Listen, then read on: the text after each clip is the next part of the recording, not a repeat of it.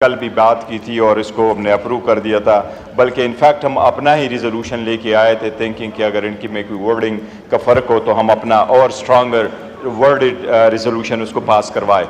उसमें हमने पास किया। जनाब स्पीकर द अदर डे हमने फ़लस्तीन के साथ अगेंस्ट द इज़राइल भी उस रिजोल्यूशन में हम साथ थे। जब गवर्नमेंट की तरफ से पाकिस्तान के लिए कुछ हुआ है, चाहे वो सीपेक था, फिर भी हम हुकूमत के साथ रहे। चाहे स्पीकर साहब अगर गवर्नमेंट के पाकिस्तान के फ्रेंडली कंट्रीज़ के हेड ऑफ स्टेट बाहर से आने थे, उसमें भी शिरकत करना हमारा था और हमने ऐलान किया था कि हम उसमें शिरकत करेंगे। जनाब डिप्टी स्पीकर साहब, मैं ये अर्ज़ करूँ सबसे पहले जो पॉइंट ऑफ ऑर्डर थे, जिस तरीके से कानून साजी हो रही है, इस पार्लियामान को नहीं, पार्लियामान सुप्रीम है और हम चाहते हैं कि सुप्रीम हो, बावजूद इसके कि इसमें बैठे हुए लोगों पे स्ट्रांग रिजर्वेशन है हमारी, लेकिन इस हुकूमत की एक शेवा रहा है। ये 9वीं लेजिस्लेशन हो रही है इस पार्लियामेंट में, 8वां सेशन है, इसमें ये 9वीं लेजिस्लेशन हो रही है। ईच एंड एवरी टाइम जब लेजिस्लेशन होती हैं तो आप रूल को सस्पेंड करवाते हैं, आप वन गो में सारी की सारी रिपोर्टें रखवाते हैं, वन गो में पूरा बुल रखवाते हैं और उस पर कभी भी कोई डिस्कशन हुए बगैर आप उसको पास करवा देते हैं। ये इस हुकूमत के मेंबरान से भी पूछे, इनके मेंबरान को भी नहीं पता होता कि ये कौन सी लेजिस्लेशन हो रही है। जनाब स्पीकर, ये जो लेजिस्लेशन हो रही है ये न सिर्फ रूल्स के ख़िलाफ़ है और न सिर्फ ये कानून के ख़िलाफ़ है, बल्कि ये सरीहन आईन के ख़िलाफ़ कानून साजी हो रही है। सबसे पहली बात तो ये कि ये सारी की सारी कोशिश सिर्फ यही है, जिस तरीके से फॉर्म 47 को चेंज करके इन्होंने अपनी हुकूमत बना ली है, इसी तरीके से इस मरतबा ये कोशिश कर रहे हैं कि रिज़र्व सीट्स वमेन की और माइनॉरिटी के सीट इनको ले लें। जनाब स्पीकर, 78 सीटें थी हमारी, 78 सीट में 67 सीटें हैं वमेन की और उसमें हैं 11 सीट्स माइनॉरिटी की।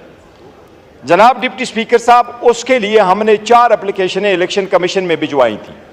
कानून के मुताबिक हुआ ये था कि जिस वक्त नामिनेशन पेपर हमने फाइल किए, वो नामिनेशन पेपर के साथ फॉर्म 33 आया। फॉर्म 33 में लिखा हुआ था कि ये सारे कैंडिडेट पाकिस्तान तहरीक इंसाफ के थे। वो सुप्रीम कोर्ट के रिकॉर्ड में मौजूद है। वो जिस वक्त हमने सारे के सारे कैंडिडेट ने अनाउंस किया, नामिनेशन पेपर फाइल कर लिए, डिप्टी स्पीकर साहब, उसके बाद एक साजिश के तहत पाकिस्तान तहरीक इंसाफ से निशान लिया गया और सारे कैंडिडेट को आज़ाद निशानात अलाट किए गए। इसके बावजूद कि हरवाने की कोशिश की गई, लेकिन अल्हम्दुलिल्लाह पाकिस्तान तहरीक इंसाफ 2/3 मेजॉरिटी के साथ जीत चुकी है वहाँ 45 के मुताबिक। वो जो फैक्ट्स एंड फिगर हमने आज तक दिए हैं, इनमें से किसी एक एमएनए ने उसकी तरदीद नहीं की। हमने उनको रख करके कहा, इंक्लूडिंग नवाज शरीफ, कि ये सीट आप इस फॉर्म 45 के मुताबिक हार चुके हैं। इवन उनकी तरफ से तरदीद नहीं आई है कि ये मेरे फॉर्म 45 पे मैं जीत चुका हूं। ये आज भी हारे हुए हैं और ये कल भी हारे हुए थे। जो रिजर्व सीटें हमारी आई, जनाब स्पीकर, रूल अप्लाई यही है, सुप्रीमेसी ऑफ पार्लियामेंट यही है, जमहूरी अक़दार यही है कि तस्वीर का एक तरीक़ाकार है। सबसे पहले हम इलेक्शन कमीशन गए, फिर हाई कोर्ट चले गए, सुप्रीम कोर्ट आए, सुप्रीम कोर्ट के 3 जज साहिबान ने इनका नोटिफिकेशन सस्पेंड किया। 13 जज साहिबान सुप्रीम कोर्ट के बैठ गए, 11 जज साहिबान ने अपने राय दी। उन्होंने यूनानिमसली ये होल्ड किया कि पाकिस्तान तहरीक इंसाफ पॉलिटिकल पार्टी थी, है और रहेगी। वो सुप्रीम कोर्ट ने यह भी होल्ड किया कि हम ही एंटाइटल थे उन सारे सीटों के, और तस्वीर का तरीक़ाकार यही है कि एक मरतबा सुप्रीम कोर्ट ने कह दिया सो वो फाइनल वर्ड है। ये पार्लियामान सुप्रीम जरूर है, लेकिन कॉन्स्टिट्यूशन की इंटरप्रिटेशन करना सुप्रीम कोर्ट का दायरे इख्तियार है। अगर सुप्रीम कोर्ट ने आईन का इंटरप्रिटेशन कर लिया, वो फाइनल वर्ड है। ये पार्लियामान उस इंटरप्रिटेशन को सेट असाइड नहीं कर सकती। कानून साजी आप कर सकते हैं। इसमें जनाब स्पीकर, एक नया कानून साजी करके इलीगल अनकॉन्स्टिट्यूशनल जो हम फ्लोर पे ऐलान करते हैं, इंशाअल्लाह ताला ये हम चैलेंज करेंगे और ये चैलेंज इंशाअल्लाह सुप्रीम कोर्ट से डिसाइड करेगी। आपने हमसे निशान लिया सोचते हुए कि लोग भूल जाएंगे। लोग इमरान अहमद खान नियाजी का नजरिया नहीं भूले, वो लोगों में शरीयत कर बैठा है। कल आपने अवाम की जमे गफीर देख लिया है और ये हुकूमत के लिए निशान अबरत बनेगा। ये अगर चाहिए तो इनको चाहिए बेहतर है शहबाज शरीफ आज से फोन कर ले हसीना वाजिद को, तरीका सुन ले, फोन करके रास्ता पूछ ले जाना फिर किस तरीके से। अवाम के हकूक पे डाका डालने वालों का यही हक होता है।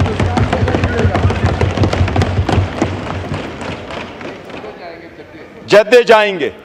जनाब स्पीकर, आप कानून साजी कर रहे हैं, इब्तिदा इसकी ये है कि ये शुरू होगा 2017 से। इसको आप रेट्रोस्पेक्टिव देते हैं, रेट्रोस्पेक्टिव इफेक्ट आप देते हैं कि ये इम्पैक्ट होगा 2017 से, और आप सुप्रीम कोर्ट की जजमेंट और डिक्री को सेट असाइड करने की कोशिश कर रहे हैं इस ऑर्डर के थ्रू। ये औरतें और माइनॉरिटी हमारा हक है।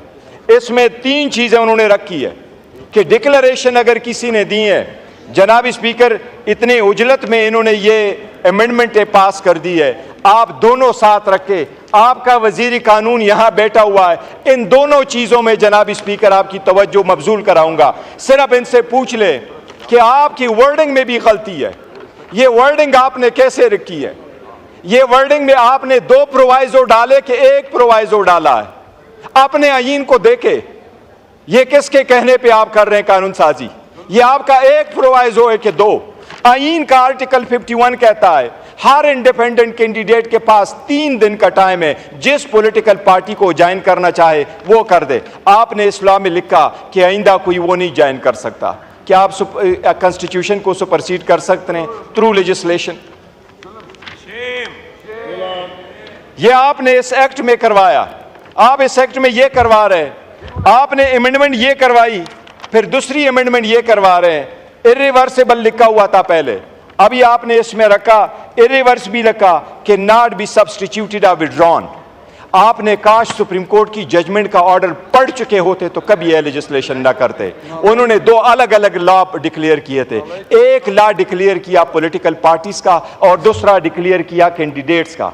उनका आर्टिकल 17 है, वो जिस पार्टी को ज्वाइन करना चाहे उनका राइट है, उस पर कहाँ की कतगन आप लगा सकते हैं? ये सारी गैर आईनी और गैर कानूनी और रूल्स के अगेंस्ट लेजिस्लेशन है, हम इसकी मजम्मत करते हैं। जनाब स्पीकर, आपकी आईनी जिम्मेदारी है, आप कानून साजी की इजाज़त देते हैं। क्या कोई बंदा फ्लोर ऑफ द हाउस पे कोई एमएनए मांगे, क्या उसका ये राइट है कि ऐसे लेजिस्लेशन के बिल प्रेजेंट करे जो आईन से मुतसादम हो? क्या एक दिन में आपने इसको पार्लिमानी पार्ट कमेटी में भेजा? क्या ये बिल आपने लॉ एंड जस्टिस कमेटी को भेजा है? आपने लॉ एंड जस्टिस कमेटी को नहीं भेजा। आपने इतनी उजलत किस बात की है? आपने वो अमेंडमेंट यहां से शेयर की। आप हम तो अपोजिशन है, हमें तो आप टाइम ही नहीं देते। लेकिन इनसे पूछे, इनके किसी एमपीए से अभी एमएनए से आज पूछ ले, उनको कहो उसमें क्या मौजूद था। ये नावाके पे इनको भी नहीं पता।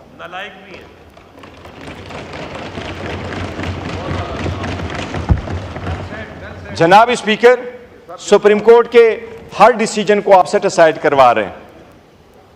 ये सुप्रीम कोर्ट पे हमला करने वाले हैं।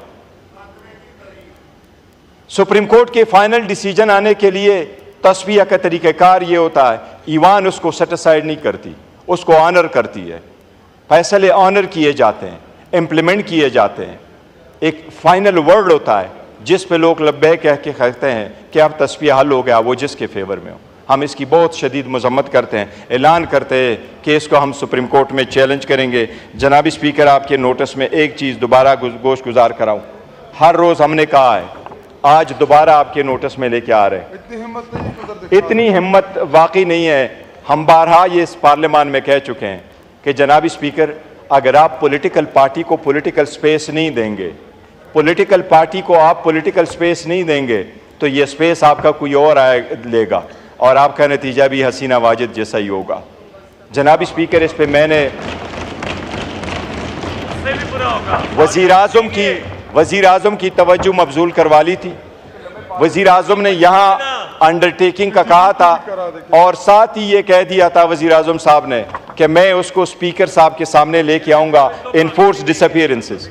जनाब स्पीकर साहब, आपसे हमारी ये तवक्को है, आप कस्टोडियन ऑफ द हाउस है, आप चेयर हैं, हम हमेशा आपका रिगार्ड करते हैं, आपको ज़्यादा प्रोटेक्ट और डिफेंड करने की कोशिश करते हैं। हम आपसे मुतालबा करते हैं कि जितने भी हमारे इन्फोर्स डिसअपियरेंस है इस पार्लियामान में, हमारे कल एक भाई की शहादत की डेथ हुई है, मुमताज़ मुस्तफ़ा साहब, इस पूरे हाउस को हमेशा से ये दुख रहेगा वो अपने घर में नहीं मर सका।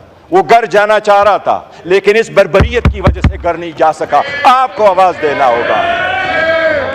आपके नोटिस में हम लेके आए थे, आपने गाउन पहना हुआ है, इस ईवान में गाउन पहने के वक्त आपने इस ईवान पे इस आईन का हलफ उठाया था।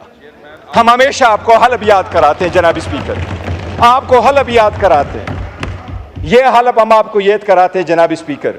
आप हमारे इतनी स्पीकर है जितना इनके स्पीकर है, आप यूनाइटेड स्पीकर हैं। हम आपको ये हलफ याद कराते हैं, हमारे मेंबर की डेथ यहां क्यों हुई, वो अपने घर क्यों नहीं जा सका।